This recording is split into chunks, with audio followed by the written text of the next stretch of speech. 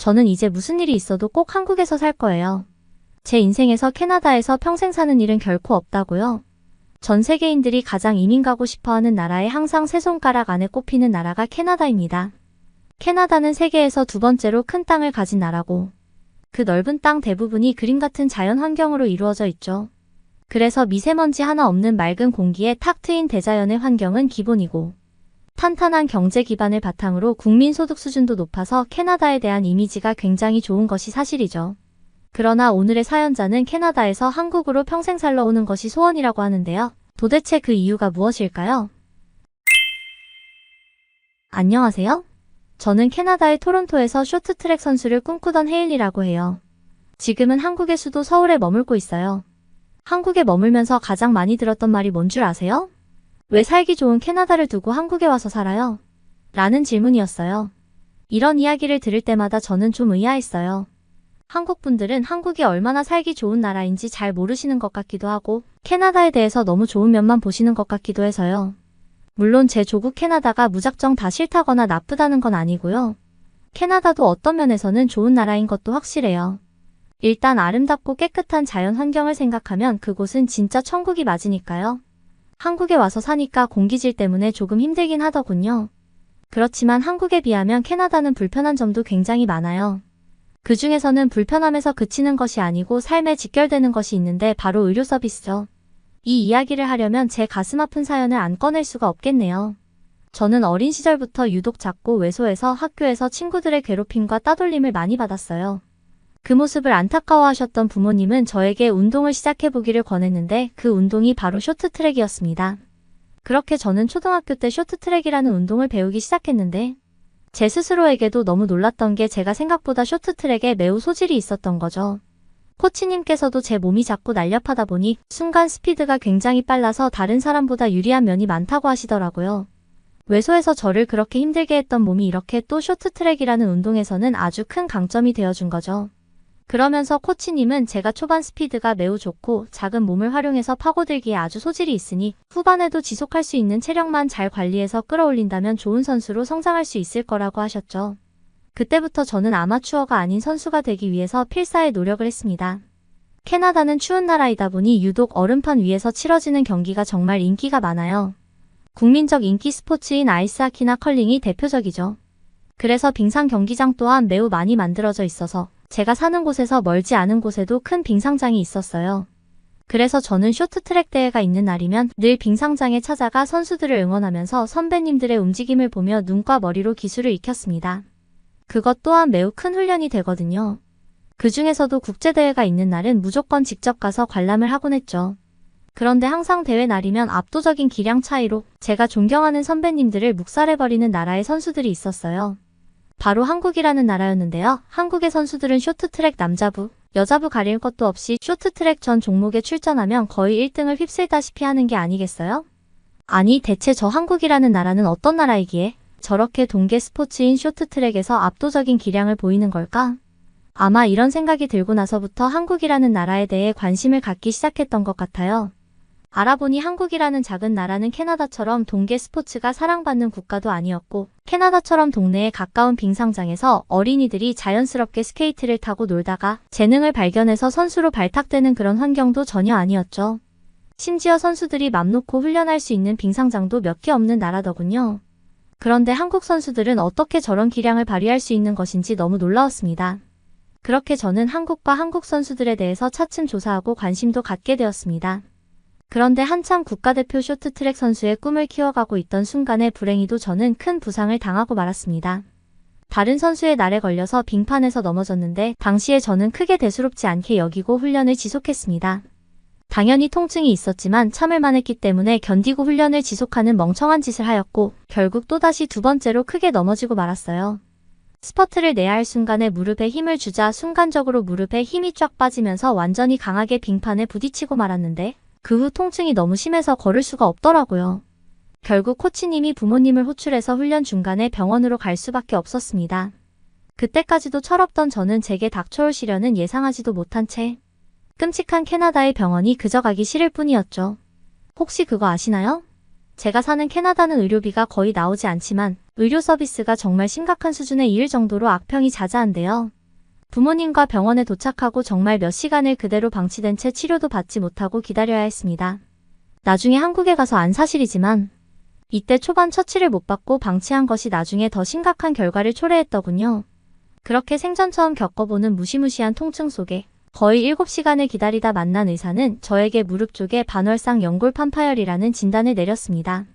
반월상 연골은 무릎 관절면 사이에 있는데 평소 무릎 관절을 안정적으로 유지하고 충격을 흡수하는 쿠션 역할을 한다고 합니다. 워낙에 부드러운 조직이기 때문에 운동을 하다가 작은 충격에도 손상될 수 있는 곳이고 이 반월상 연골판이 손상돼 버리면 자연적인 치유가 어려운 조직이고요.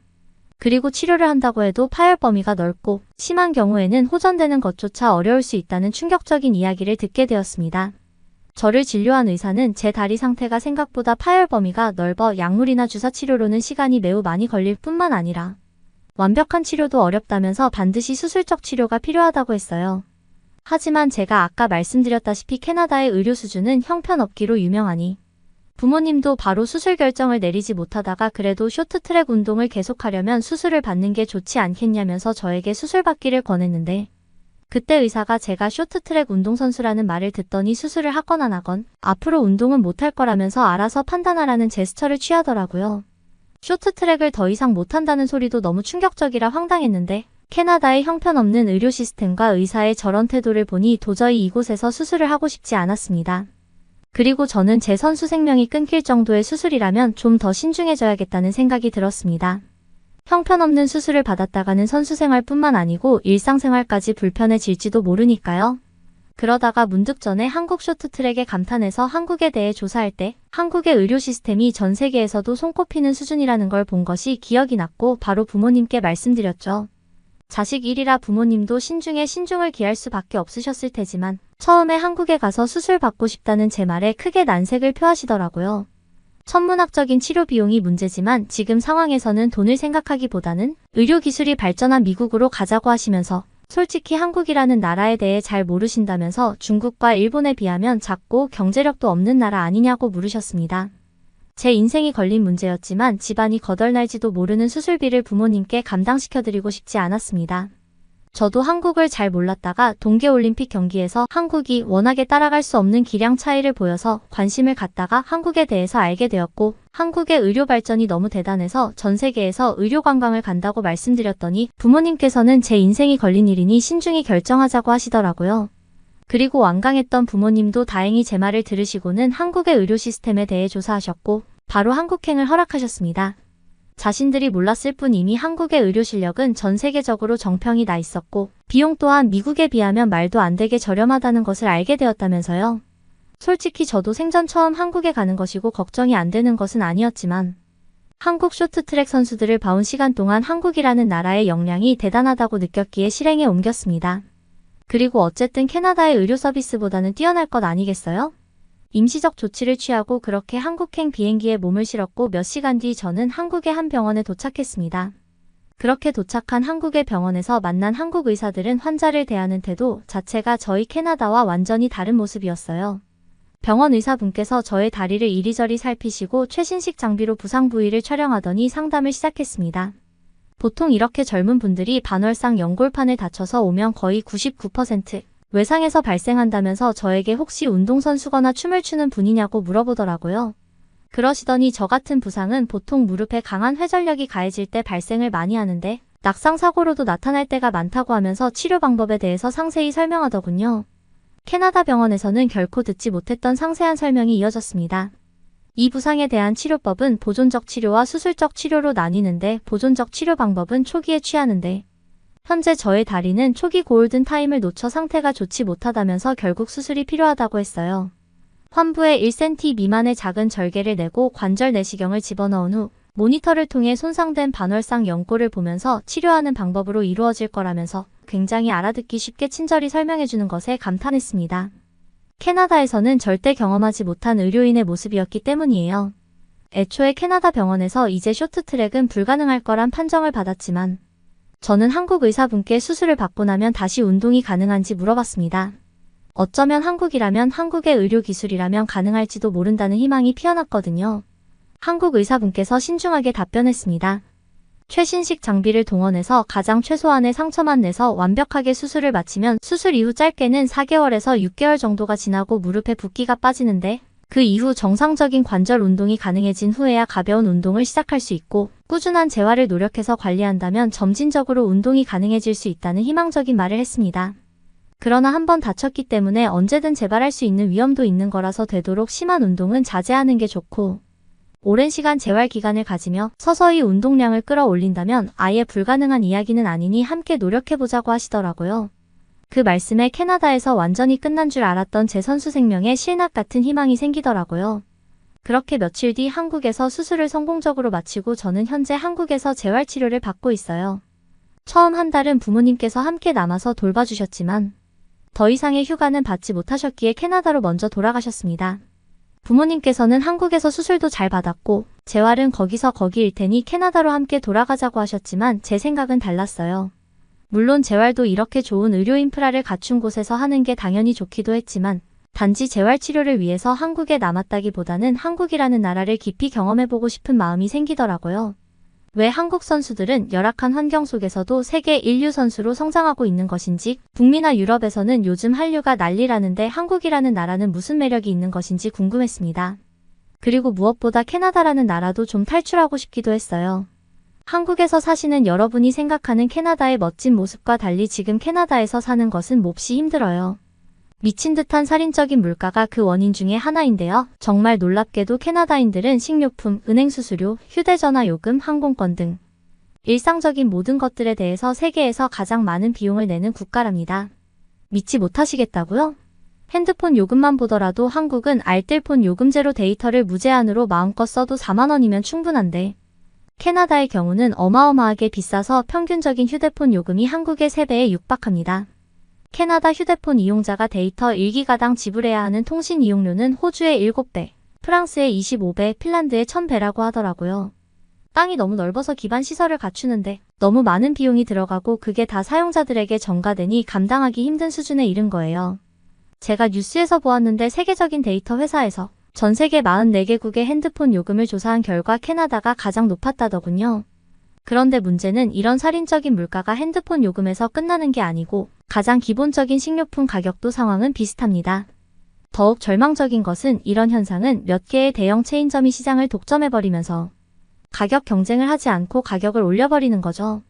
한국도 물가가 올라서 난리라고 하던데 캐나다에서 온 제 체감으로는 캐나다보다 한국은 아직 저렴하고 살만하다는 거예요. 살만하다는 정도가 아니고 솔직히 캐나다에서의 삶과 비교할 수조차 없이 편리합니다. 제가 지금 서울에 5달째 살고 있는데 도저히 캐나다로 돌아가서 살고 싶지가 않아요. 이렇게 완벽한 의료 시스템이 있고 도시가 활력에 넘치고 새로운 경험을 마음껏 할 수 있으니 행복합니다. 대중교통도 완벽하면서 저렴해서 감탄에 감탄을 하면서 살고 있습니다. 저는 특히 순환선인 지하철 2호선의 편리함에 완전히 매료되었어요. 서울을 동그랗게 순환하면서 웬만한 유명한 곳은 다 정차하는 데다 주요 지점마다 다른 지하철역과 환승하면서 서울의 곳곳을 갈 수 있어서 너무 편리했고요. 굳이 지하철을 타지 않더라도 서울 시내에서는 버스로 못 가는 곳이 없을 지경인데다 버스 정거장마다 디지털 전광판이 설치되어 있어서 버스가 얼마 뒤에 도착할지 알 수 있었습니다. 심지어 자녀 좌석수가 표시되면서 다음에 올 버스가 혼잡한지 널널한지를 다 표시해 주더라고요. 그리고 한국에서 본 버스 정거장 중에는 엉덩이가 따뜻해지는 벤치가 있었습니다. 추운 날씨에 굳이 저 차가운 곳에 왜 앉을까 싶었는데 승용차에 있는 고급 기능처럼 따뜻해지더라고요. 생각해보니 배차 간격이 긴 버스를 이용하는 고객은 오래 서서 기다리기 힘들잖아요. 그런 면에서 온열 기능이 있는 벤치는 섬세한 배려가 묻어난다고 해야 할까요? 뿐만 아니고 더욱 대단한 것은 대중교통 이용객들을 위해서 심야버스 운행도 한국에서는 특별한 것이 아니라는 거였죠. 한 번은 제가 일산에 있는 어느 장소로 늦은 시간에 갑자기 가야 할 일이 생겼는데 서울역 환승센터에는 늦은 시간이었는데도 버스를 타려고 줄을 선 사람들이 많았습니다. 처음엔 길게 늘어선 줄을 보고 너무 걱정이 되었어요. 밤이 깊어 버스가 곧 끊어질 것 같은데 기다리고 있는 승객들은 너무 많아서 꽉꽉 끼어서 탄다고 하더라도 저까지 타기는 어려워 보였거든요. 그런데 놀랍게도 줄은 빨리빨리 줄어드는 것이었습니다. 알고 보니 일산으로 가는 빨간색 버스가 거의 5분도 안 되어 한 대씩 오는 겁니다. 그렇게 긴 줄도 순식간에 줄어들더라고요. 빨간색 버스를 광역버스라고 하는데 심야에도 운행하고 있었습니다. 제가 탄 버스는 새벽 2시까지도 자주 운행하고 새벽 2시부터 5시까지는 1시간에 한 2대 정도만 운행한다고 했어요. 그 정도면 심야버스가 아니고 24시간 운행버스라고 말씀드리고 싶네요. 이뿐만이 아니었습니다. 가장 환상적인 것은 캐나다에서는 상상할 수조차 없는 새벽 배송 시스템입니다. 처음에 이것을 경험했을 때는 정말 너무 신기해서 캐나다에 있는 부모님과 친구들에게 모두 자랑했을 정도였습니다. 전 세계에서 인구 밀도가 2번째로 낮은 캐나다에서는 이런 로켓 배송은 단 한 번도 가능하다고 생각해 본 적이 없었기 때문에 진짜 신기했거든요. 이제는 완전히 익숙해져 버린 로켓 배송도 캐나다에 가면 쓸 수 없을 테니 너무 불편할 것 같아 벌써부터 짜증이 나네요. 그리고 한국에 처음 왔을 때는 약간 낯설었던 한국 음식도 지금은 완전히 적응해서 거의 매일 한국 음식만 찾고 있어요. 지금 북미에서도 한국 음식이 완전 핫해서 품절 사태가 많은데 저는 이렇게 현지에서 마음껏 진짜 오리지널 음식도 즐기고 있고요. 아참 먹고 싶은 게 생기면 배달료 3,000원에 몇십 분 내로 집 앞에 배달되는 시스템도 정말 좋아요. 캐나다는 뭐 하나 사려면 차 끌고 몇십 분을 가야 하는데 말이죠. 한 달 뒤면 재활치료도 끝나고 캐나다로 돌아가야 하는데 솔직히 쇼트트랙만 아니면 캐나다로 돌아가고 싶지 않아요. 그냥 이렇게 한국에 계속 남아서 살고 싶습니다. 그렇지만 쇼트트랙이라는 오랜 시간 저와 함께한 꿈이 있기에 일단은 캐나다로 돌아가서 다시 슬슬 훈련을 해보려고 합니다. 의사 선생님의 말처럼 선수로 재기가 아예 불가능한 것이 아니니 다시 도전하려고 해요. 그래서 한국 쇼트트랙 선수들과도 당당히 경쟁해보고 싶기도 하고요. 선수 생활을 마친 후에는 반드시 다시 한국으로 돌아와서 더 긴 시간 동안 살아보려고 마음먹고 있습니다. 언제가 될지 바로 기약할 수는 없지만 꼭 다시 돌아오겠습니다. 그동안 한국은 또 얼마나 멋진 나라가 되어 있을지 기대가 되네요. 제 사연 들어주셔서 감사합니다. 우리나라 한국에서 사는 일은 외국인의 시선에서는 정말 편리한 일인가 봅니다. 우리에게는 일상이 되어 느끼지 못할 뿐이죠. 헤일리 씨의 성공적인 복귀도 기원드려요. 감동 돋보기를 끝까지 시청해주셔서 감사합니다. 구독과 좋아요는 영상 제작에 큰 힘이 됩니다.